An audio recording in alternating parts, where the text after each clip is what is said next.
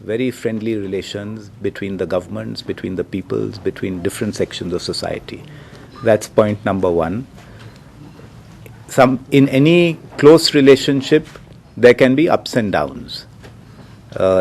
Whenever have been difficulties, we have always resolved these problems through dialogue and discussion. A lot of misinformation is appearing in the media and other circles that India is not happy with the constitution, and that is why India has put an embargo against Nepal.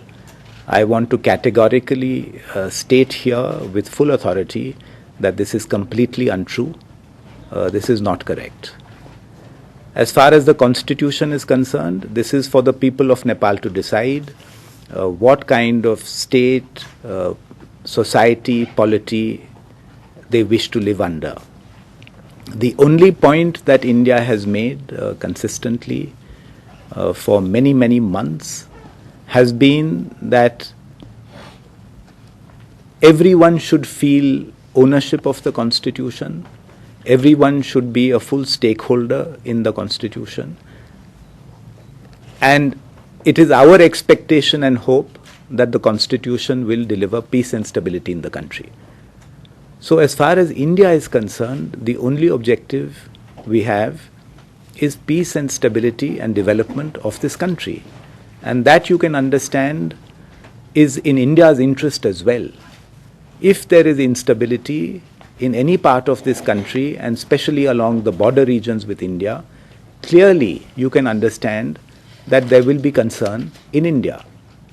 And that is why we have all along, in all our interactions, at various political levels and other levels, have always argued that please take everyone along, because if sections or groups or communities or regions feel left out of this process or feel that their views have not been adequately addressed, there will be problems.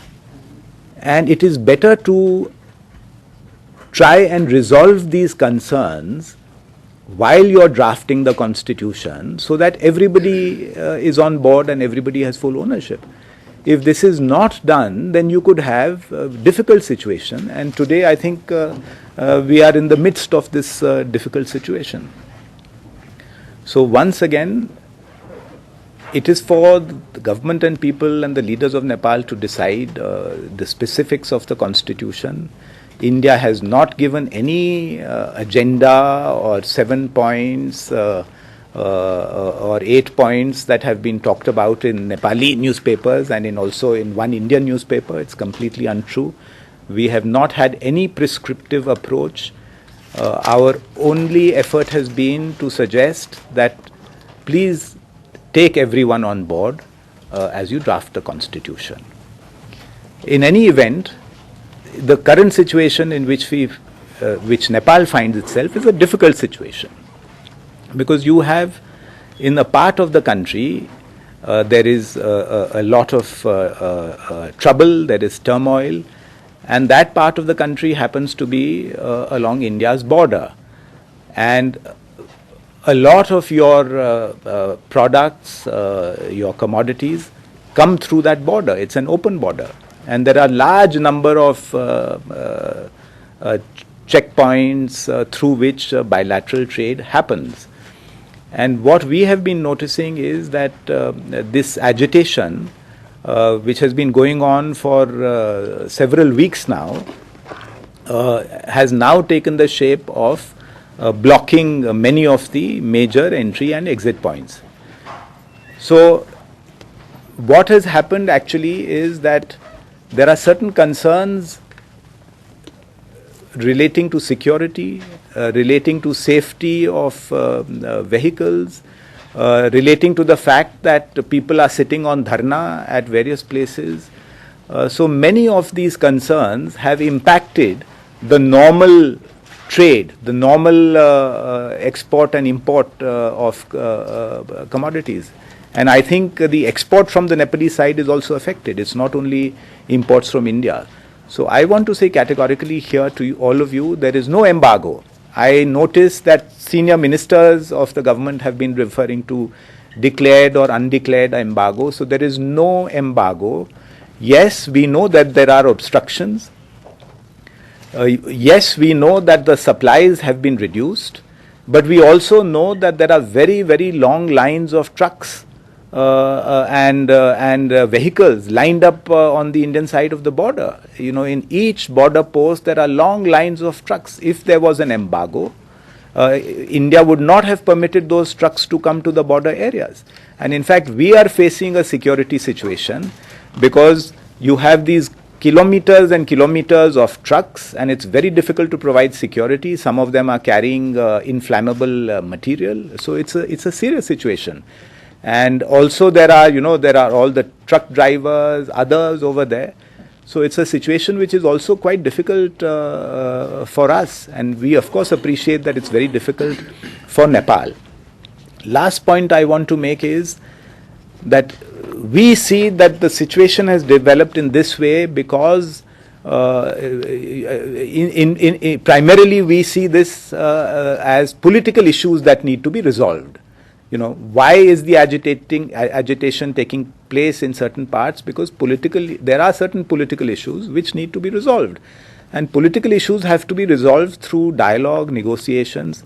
So we are very happy that now this at least the negotiating team has been constituted, that some informal dialogue process has begun, and we hope very much that there will be an early resolution to these issues, and this would naturally then improve the situation on the Nepalese side of the border in terms of the dharnas and sit-ins and things like that that are happening. So broadly, this is what I wanted to convey to you, and once again to say that for us, Nepal is a cherished and a very dear friend and neighbor. The government and the people of India will not do anything directly that will harm the government and the people of Nepal and the interests of Nepal. This is far from the propaganda that is happening. We see in a lot of media circles in particular, and this huge feeling of and this anti-India sentiment that is being whipped up, I don't think is good. I don't think it is in the advantage of the relations between the two countries, because the problem is internal to Nepal. The problem that is happening in parts of the country is internal to Nepal, and that has to be addressed politically. It is not an issue between India and Nepal.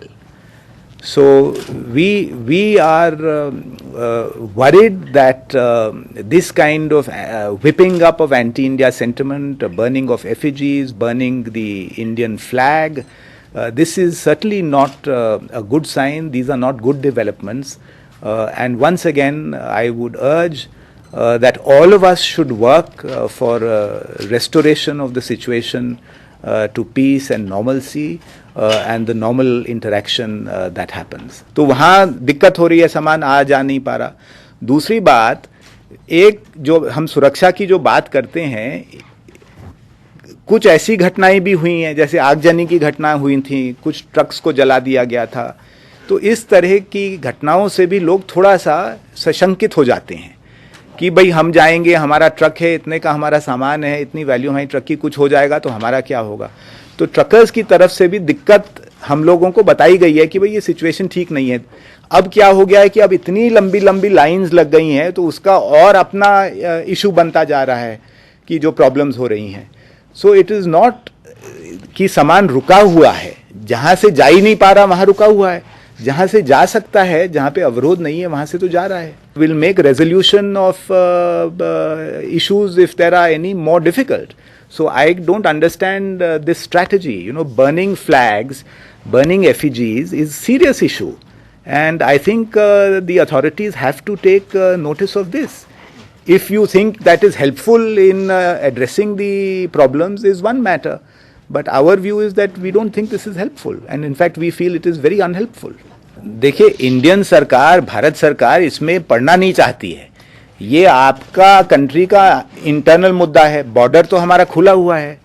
कोई अगर नेपाल से भारत जाता है तो illegal तो नहीं है वहां जाना. और आपको सबको पता है कि भारत नेपाल में रोटी बेटी का भी संबंध है. तो अगर वहां जाके अगर रेस्टोरेंट में खाता है, अपने भाई भतीजे बंधु के यहाँ खाता है, उसको तो हम नहीं रोक सकते. आपने कहा कि नो मैन्स लैंड में कि भारतीय जो सुरक्षा कर्मी है वहां हस्तक्षेप करके उसको खाली करें. ये तो हमारे लिए तो, अगर आपकी सुरक्षा वाले लोग ये नहीं कर पा रहे हैं, तो टू से कि हम लोग इसमें पड़ें और हमारी सुरक्षा कर्मियों के साथ मुठभेड़ हो इन प्रोटेस्टर्स का, हमें तो नहीं लगता कि ये उचित बात होगी.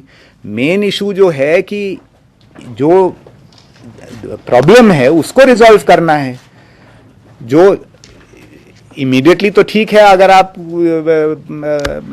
सुरक्षा कर्मी के प्रहार करके और क्लियर करा दें इस तरह का, बट मेन इशू जो है वो तो पॉलिटिकल इशू है जिसके लिए प्रयास चल रहे हैं.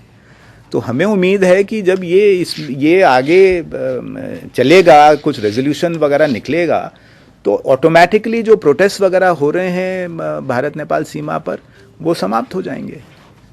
पर फिर से मैं कहना चाहता हूं कि जहां जहां ये दिक्कत नहीं है वहां से सामान आ रहा है. See, we are also very concern as to how internal issues of Nepal impinge on India-Nepal relations, and we are also very concerned.